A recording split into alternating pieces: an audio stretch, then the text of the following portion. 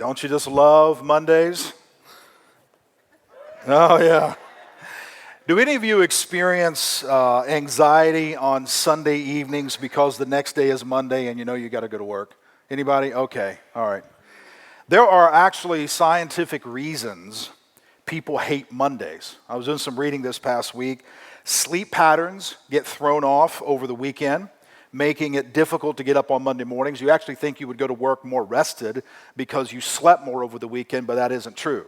Because of your extra sleep, it throws your sleep patterns off, so Monday morning's difficult to get out of bed. We typically eat more over the weekend, which causes our sugar levels to go up and down, causes us to feel more tired, and we just kind of get off of our normal eating patterns, so we're just more exhausted on Monday mornings. We feel worse about ourselves on Mondays because we've eaten so much, and we have sometimes drank too much, and therefore we feel bad about ourselves. We are more secure around our family and friends, and work typically doesn't offer the same kind of security. So we got to go back to work on Monday and be around some people that we do not necessarily feel so secure around. We had a wonderful weekend with our family, with our friends, our kids, our parents, or whatever, and then we got to go back to work and we got to be around some of these people. So there's actually some scientific reasons behind why Monday is just hated by so many people. Well, if you hate Mondays, you're certainly not alone. According to a massive Gallup poll, 70% of people hate or, at best, are completely disengaged from their job. I want you to think about that. If you're here this morning, you own a business, you have employees who report to you, do you realize on average 70% of the people who report to you hate their job? 70%. And at best, they're just disengaged. They show up, they do their job, but they're disengaged from it. This contributes to what psychiatrists and career coaches call the Monday blues.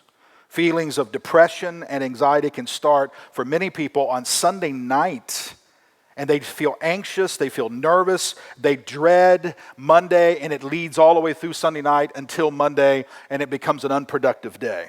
That might be why 37% of job applications are submitted on Tuesdays.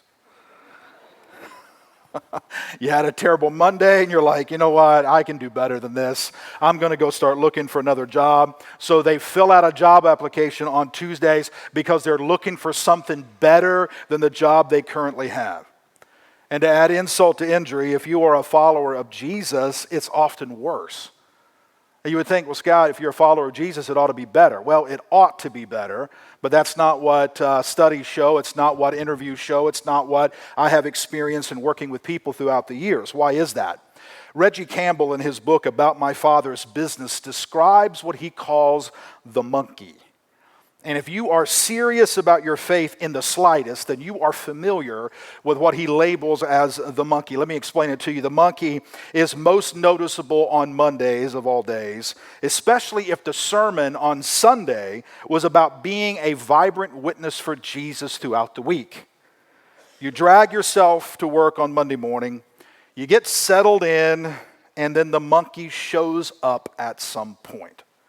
Yesterday was Sunday, and you heard a message about being different than all the other people at work. And after the message on Sunday afternoon, you are determined that this week is going to be a better week. You are going to be a shining example for Jesus. You are going to let your light shine. Hide it under a bushel? Oh no, you are going to let your light shine. But about mid-morning, one of your coworkers tells a crude joke, and you go along with it. One, it was funny. Two, you didn't want to be the odd one out. He goes on to tell you about his weekend and his parties and all the things that happened over the weekend, and he spends extra time explaining his sexual escapades. And all of a sudden, the monkey shows up.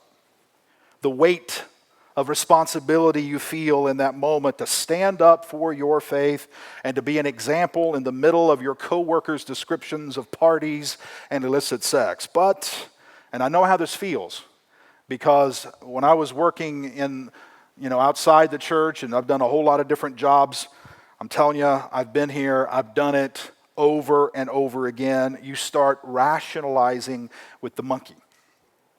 Well, I mean, I can't start talking about my faith right now, can I? I mean, in the middle of his story, in the middle of what he's saying, I mean, I'm going to come across crazy. I mean, I can't bring up God right now. I don't want to be obnoxious. And those thoughts aggravate the monkey all the more. And so he really begins to act out. What kind of Christian am I? These thoughts begin to flood your mind. I mean, if I don't say something, then all these people are going to think that I'm just like them. Well, maybe I am just like them. I mean, what's wrong with being like them? I mean, they're wonderful people. They're my friends. I mean, do I really think that I'm much better than they are? Well, wait a minute. Maybe I'm not really a Jesus follower after all. Oh, yes, I am, aren't I? And all those thoughts begin to flood your mind.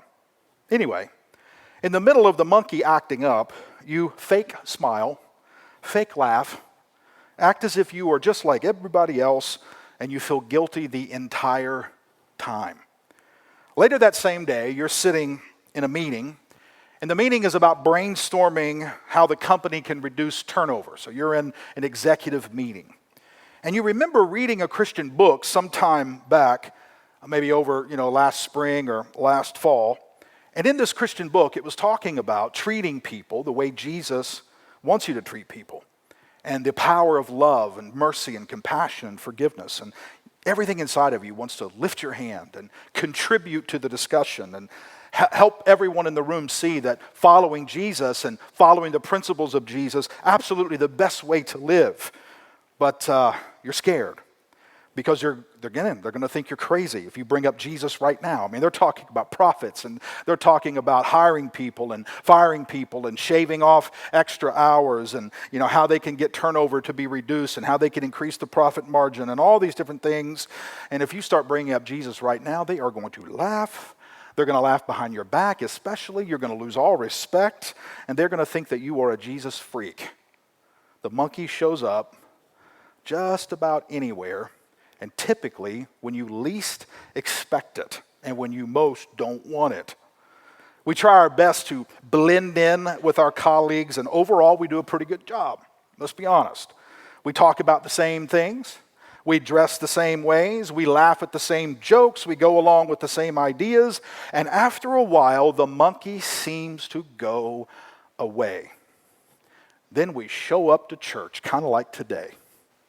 And you hear a speaker say something about sharing your faith, or standing up for your faith on the job, or taking your faith from Sunday into Monday. And maybe the speaker shares a story about some lady who was on an airplane, a follower of Jesus on an airplane, and begins to share her faith with the person beside her who didn't even believe in God. And all of a sudden, this person gives his or her life to God, and now this person is a pastor today of a growing church. And then you're sitting there going, oh, what is wrong with me?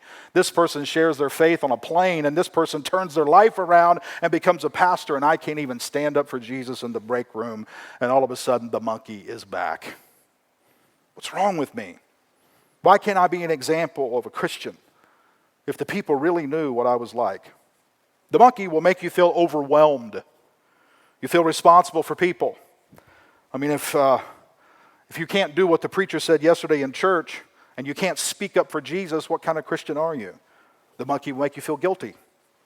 You wonder, how can you possibly be denying your faith? I mean, how can you be a serious Christian but say little to nothing about Sundays? The monkey will make you feel frustrated. It's difficult sharing your faith without looking superstitious or gullible. How do you do it? How do you say something without losing your job? So here's what many of us do. We're going to get real practical. We compartmentalize our work life and our church life. In other words, we erect a wall between what we do Monday through Saturday and what we do on Sundays. We just build a wall. This is what I do on Sundays. This is church. This is summer outreach trips, as we just got back from Ecuador, and some people got back from Uganda. And this is what I do in community groups. And here's what I do for baptisms. And we have all these activities with our friends at church. But this over here is my work life. This is my career. This is my recreation. This is how I make money. This is parties. This is dating. And in between our church life and our work life is a big, thick wall. And rarely do these compartments meet. And because we've created division between our sacred lives and our secular lives, and listen very carefully, I've learned that the more serious we get with our sacred lives, the more frustrated we become with our secular lives. And the opposite is true as well. The more serious we become about our secular lives, the more we neglect our spiritual lives. Let me explain that even more, hopefully more clearly. If you have a wall between your church life and your work life, the more serious you become about your church life, the more frustrated you are on Monday. And the more serious you get about making money and moving up the corporate ladder and getting involved in your company and business and making inroads and doing all the things you got to do in your secular life, the more frustrated you become with church and the more you begin to neglect your spiritual life. Is it possible to do both? Or must you have this wall separating the two? Why is that? I mean, you love what you experience here on Sundays, at least I hope you do. I'm hopeful many of you enjoy that. The friendships, the laughter, the acceptance, the learning, the challenge, the inspiration, the worship, the prayers, the music, and above and beyond it all, the preaching. But you can't stay here, right? Tomorrow morning, you got to crawl out of bed. You got to get ready. You got to drive in crazy traffic. You got to walk into a place where a few people smile. Work around people who judge you, people who complain, not only about you, but about everybody else, people who are ungrateful, people who talk negatively about their spouse, whine about the government, argue about politics, place where you get paid too little, where you're always underappreciated, and you got to do it for 5 or 6 days in a row before you get a chance to come back here. Don't you just wish that you could bottle up some of what you experience here on Sunday and kind of spray it around the office just a little bit? Come on. Don't you wish you could just kind of bottle up some of the love and acceptance and smiles and laughter and music and teaching and learning and the hugs you get from people and all? Don't you wish you could just kind of bottle some of that up and just when you walk in the office tomorrow morning, just kind of sprinkle it around on other people so that maybe they're a little bit more accepting, a little bit more loving, it's a little bit more judgment-free, right? Don't you wish that? Well, you can't. And here's what I hope to do a good job with convincing you about. You're not supposed to. Here's what I learned over time. Although you might have a sucky job and work for a jerk who doesn't pay you enough, and if you see any of my staff lift their hands, say amen, do anything right now, you let me know, okay? Even though you have a sucky job and you work for a jerk and you don't get paid enough, here's what I've learned. Most of your frustration is produced by your view of your job.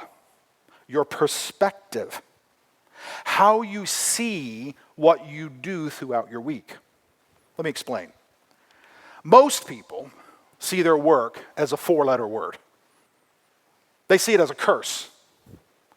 No matter what they do, teacher, mechanic, sales executive, construction, attorney, whatever, they think of it as a curse, a necessary evil, something they have to do, to make enough money to pay the bills, to get to the place in their life where they can actually do what they want to do. And what do they want to do? They want to get to the weekend.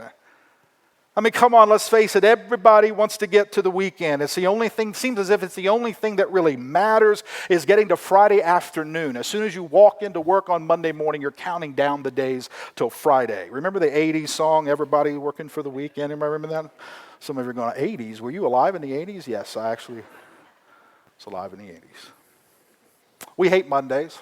Why? Because they're so far from Friday. We love Fridays. Why? Because it's the beginning of the weekend and we're off. We just want to get finished with our week of work. We dread work. We hate Mondays. We love it when we're off. That's our perspective. We just, work. It's a curse. It's a 4-letter word. I just want to get through the week and get to the weekend. Now, I'll admit, some of that frustration you feel is because many of you did not actually move into the job you dreamed about when you were young. As children, you were encouraged to dream of whatever it is you wanted to do and go pursue it, go become what it is that you want to become. And very few of us actualized our dreams.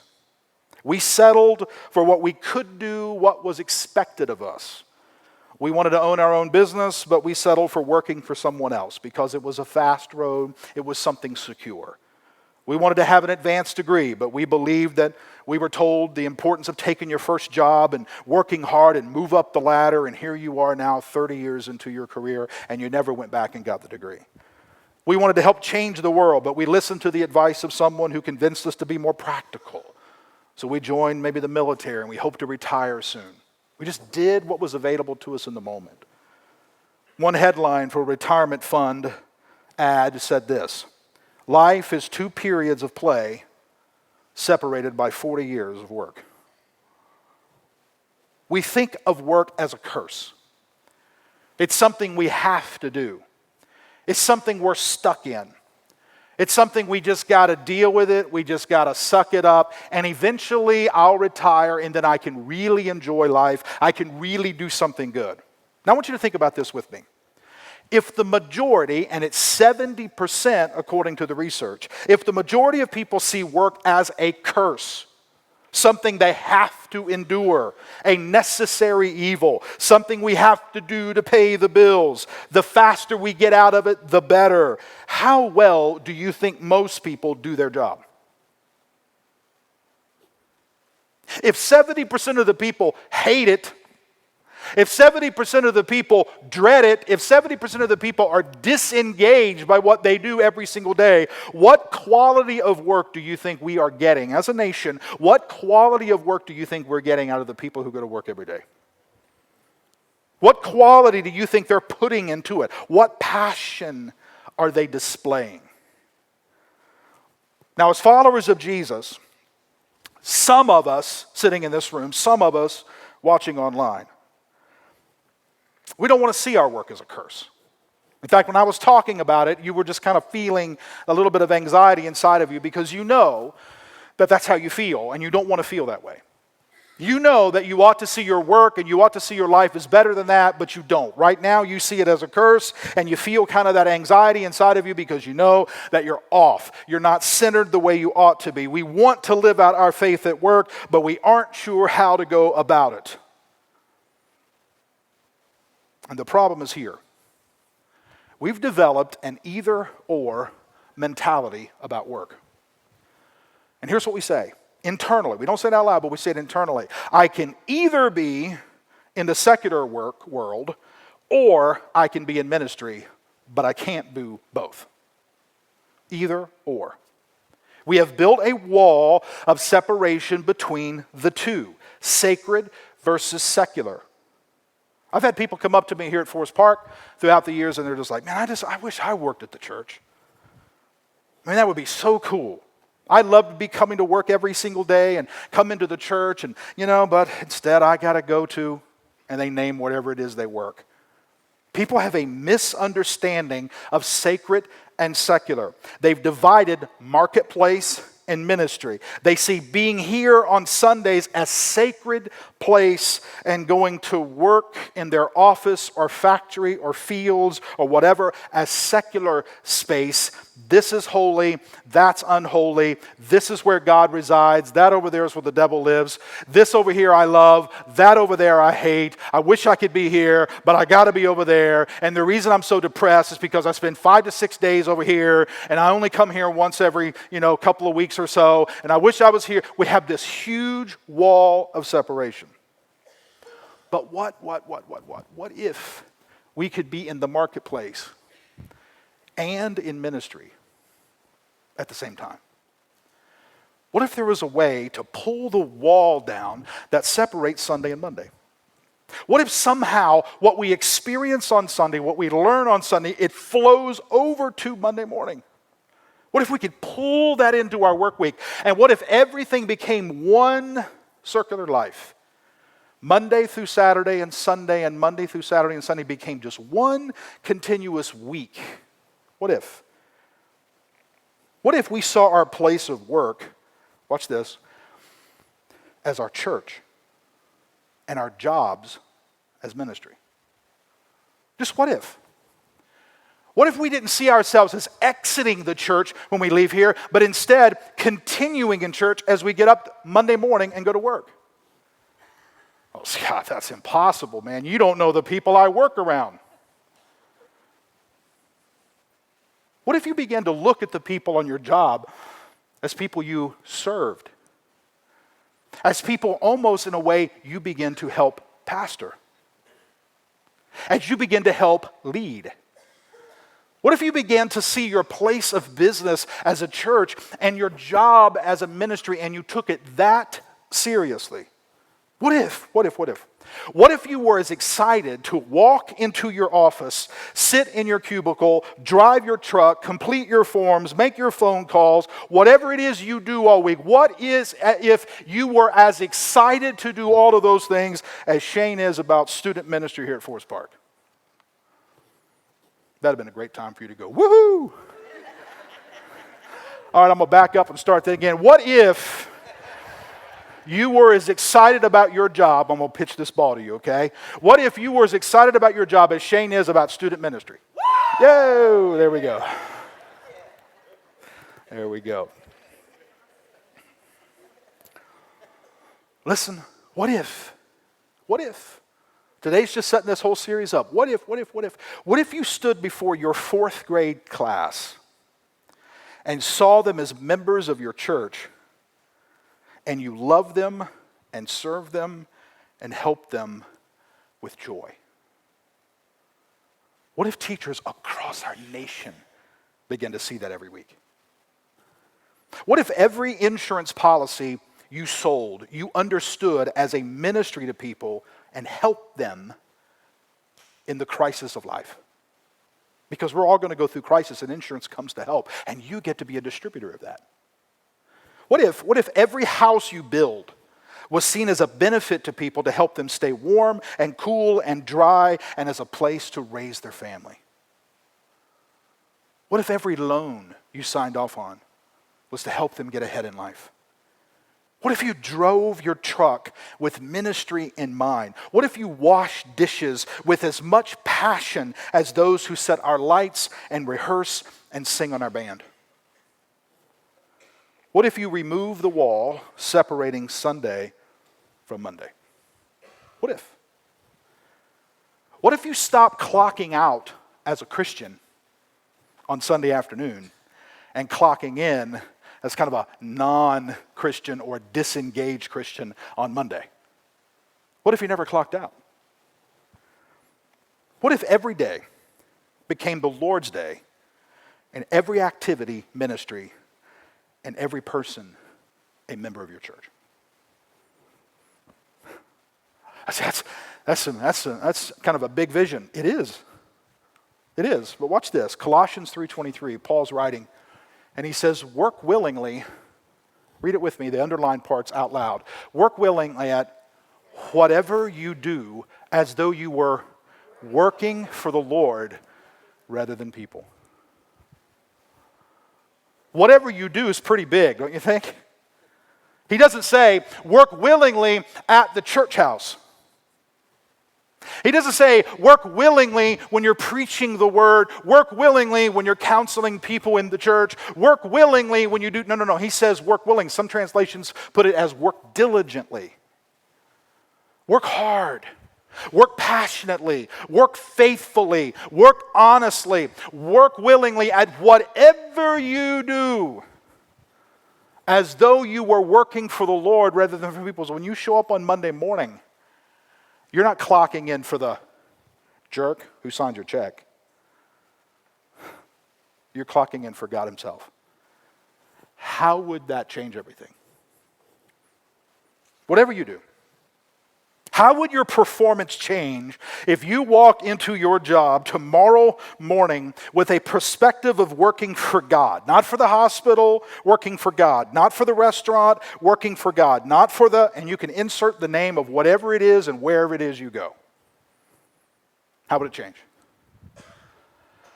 You see, I'm not washing dishes for Johnny.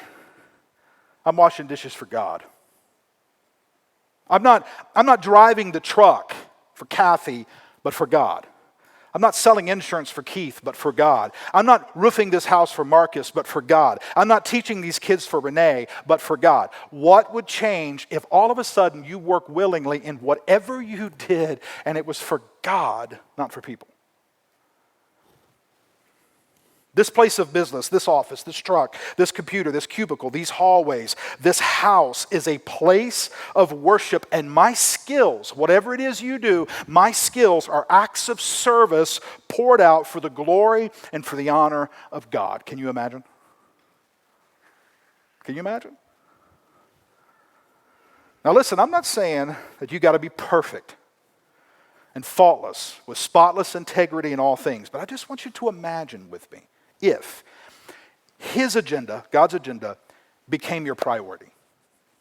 What if on Monday morning when you walk into work, honesty, diligence, perspective, perseverance, love, compassion, mercy, people, all of those things became front and center of what you did?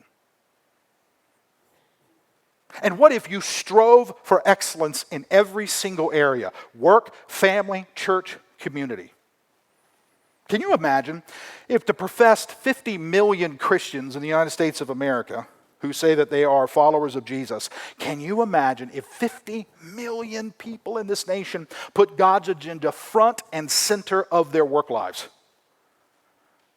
50 million people began to work diligently. They were honest. They did their best. They showed compassion. They never cheated anyone. They arrived on time. They worked a full day. They loved their coworkers. They reached for excellence in their characters, in their families, in their communities, in their churches. I'm telling you, it would change the foundation of this nation as we know it.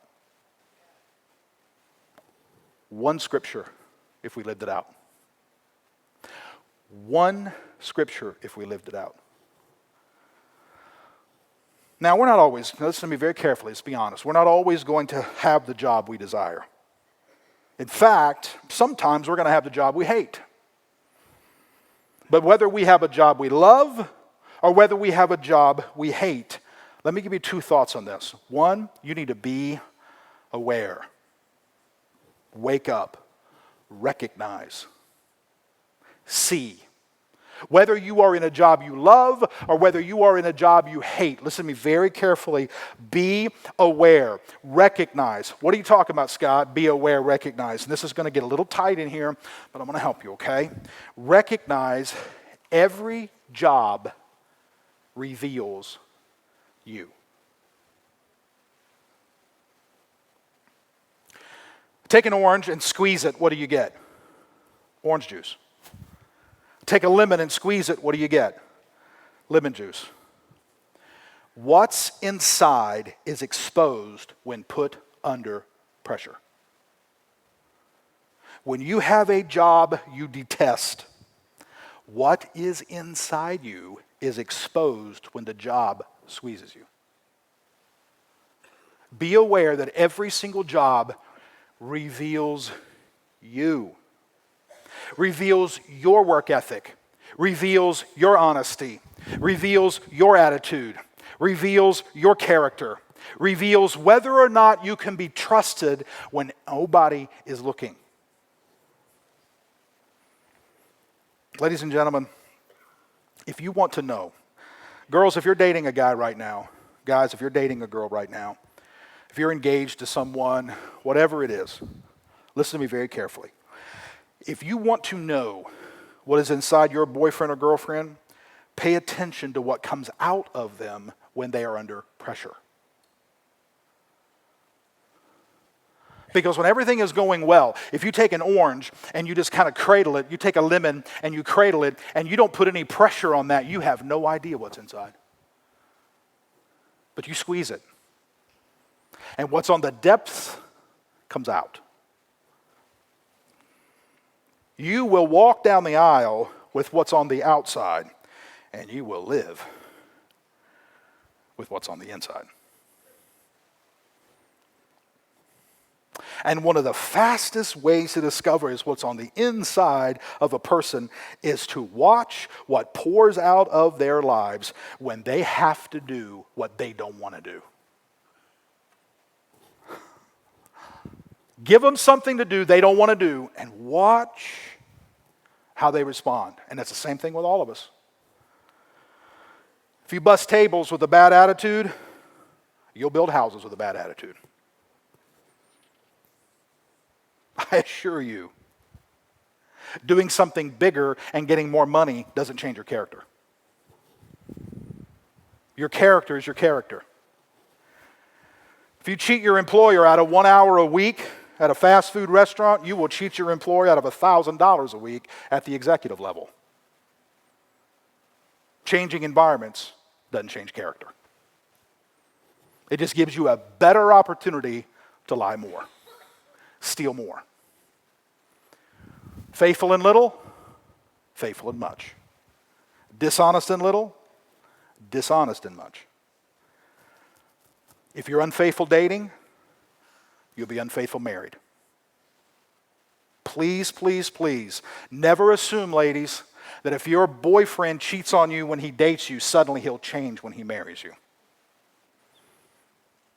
Guys, if you're dating a girl right now who's cheating on you when you're dating, don't assume when you walk down the aisle, suddenly she'll be faithful to you when married.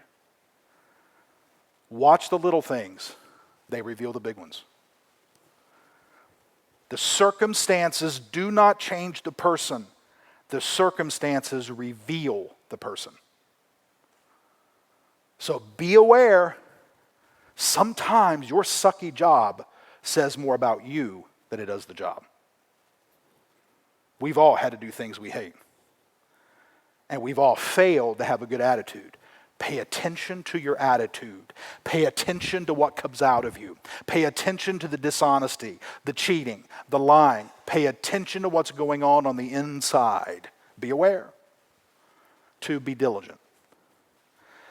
Whatever you do, Paul said, as though working for God.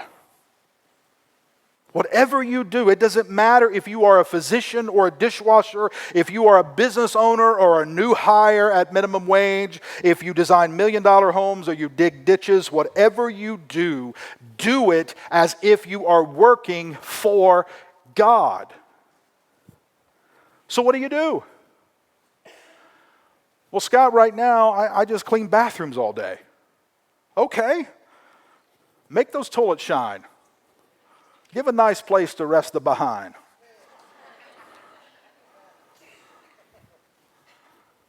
I just cook at a local restaurant and make breakfast all day. Then make the fluffiest, mouth-watering pancakes anybody has ever eaten. Do it for God. Well, I'm a bartender. Well, then pour the best drinks anybody has ever had. In fact, come up with some new ones. Wait a minute, Scott. Are you telling me I can work in a bar for God? Yes. He would much rather have you working in a bar and being diligent and hardworking as you pour drinks than to be at a church being lazy and racist as a preacher. Wherever you find yourself, do it for God. Let's get practical. 2 actions you can take right now. First one's going to sound kind of odd. Number 1, embrace the monkey. Just embrace it. Too many Christians ignore the monkey. They know deep down inside of them, they're trying to blend in, they're trying to fade, they're just trying to build that wall and separate everything and leave their faith at Sundays and go to work. And they got to go to the real world on Monday mornings.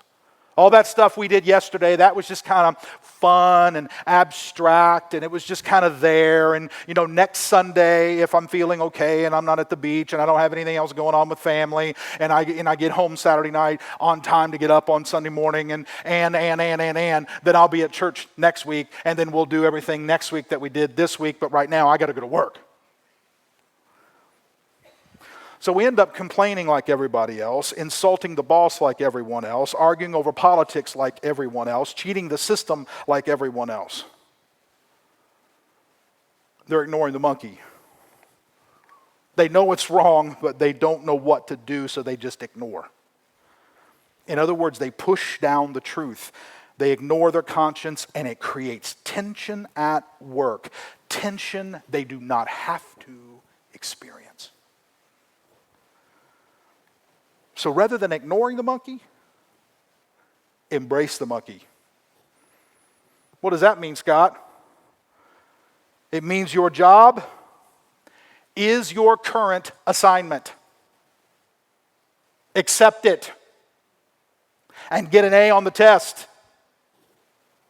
It means you are surrounded by a whole lot of opportunities. It means you need to have your eyes open so you can see what is around you and realize that this is your current assignment and you are in this job for a reason and for a purpose, and it is time for you to get serious about where you are. Be the exception. Don't run from the monkey. That means you don't quit. A lot of times when we are in a job we don't like, the first option we assume is the best option is to quit. Not necessarily. Don't hide from the monkey. That means don't suppress. Don't push down the guilt. Don't push down the feelings of hypocrisy. Embrace it. As difficult as this might seem right now, you are there for a reason. There is an assignment for you. There are opportunities around you. Pray every single day you walk in, God, open my eyes today. And be honest, God, I don't like this job. I want to get out of this job. If you will open up doors for me, if you will open up opportunities for me, I will take them. I'll go back and do whatever I got to do. If I got to get an education, if I got to work different shift, I'll do whatever. But here's where I am. Right now is what I'm doing, and I'm going to do my absolute best. I am going to embrace this. I'm going to work hard. I'm going to be responsible. I'm going to do it with an attitude that honors you. I'm going to work every single day of my life as if I am doing it for you because I actually am doing it for you. Open my eyes to see the people around me, the opportunities around me. Help me work willingly in my job as unto you. Pray every day. You know, it's very possible where you are right now is an opportunity for you to learn humility, submission, obedience, following directions, attitude adjustment, how to be grateful, respecting the crafts and skills of other people, how to get along with other people. Maybe you haven't learned those things yet. There are some of us in this room, you can write this down. There are some of us in this room who never grow out of our current job because we refuse to grow up in our current job. So we are stuck. And the last thing, tell your story. This is so powerful. Tell your story. What are you talking about? Do you realize when Jesus called the disciples to follow him? If you study the life of the disciples, you'll know they dropped their nets and they went after Jesus. But when they dropped their nets, they didn't move. For a long time, they stayed right where they were, and they lived and functioned around the same people that many of them grew up with, in the same environment, within the same community as they had before Jesus called them. They didn't move away. They lived and breathed around the same people as they had always lived and breathed around. His disciples had the greatest influence around people who knew them and knew them well. Everybody look at me, okay? Just for a moment. I'm not going to call you up front. I'm not going to ask you to lift your hand, nothing like that. Just want you to give me your attention for a moment, okay? You are where you are for a reason. Fishermen know fishermen. Tax collectors know tax collectors. Now let's move it to our world. Teachers know teachers. Doctors know doctors. Bartenders know bartenders. Salesmen know salesmen. Entrepreneurs know entrepreneurs. You have a story. You have a past. You have present problems and situations. You've learned a lot. You've grown a lot. You struggle. You win. You lose. All the different things that make you who you are as a follower of Christ. You have a story to tell, and you happen to be in the location you are right now because you can tell that story to the people around you. Walk in on Mondays with your eyes open to the opportunities that are around you. See your job as a church and your ministry and your skills as ministry. And not only is it true when it comes to jobs, like entrepreneurs know entrepreneurs.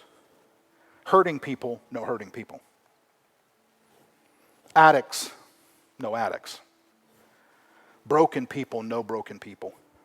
Depressed people know depressed people. You have a story. No one has exactly your story. You are unique. What you've been through, what you've learned, your scars, your wounds, your wins, your losses. There are people with whom only you can connect. Do you see the opportunity you have on Mondays? Do you see the opportunities you have on Thursday afternoons? Do you see the opportunities you have in the break room? Do you see the opportunities you have when you're on the phone with people? Do you see the opportunities that are presented to you every single day? Imagine each one of us walking into work tomorrow saying, "This is an assignment from you, God. God, today I will do my best with honor and integrity and gratefulness. Open my eyes to the opportunities around me. Help me see." And I have so much to offer, God. My story is unique. It relates to someone. Help me find that someone. Let's pray. Father, there are people in this room who have jobs that they do not like. And every day is a tough day. They're wanting to get out of it. They're wanting to go different places. They want to experience different things. But Father, they are where they are for a reason, for a purpose. Would you open our eyes? And Father, all of us in this room, each one has a story, a unique perspective, pain they've gone through, hurt they've gone through, scars that are on their bodies because of what they've encountered. There are other people out there. We encounter them every Monday, every Tuesday, every Wednesday, every single day of the week. We encounter them and they need hope. Open our eyes that we might provide the hope they need. We ask this in the name of Jesus. Amen.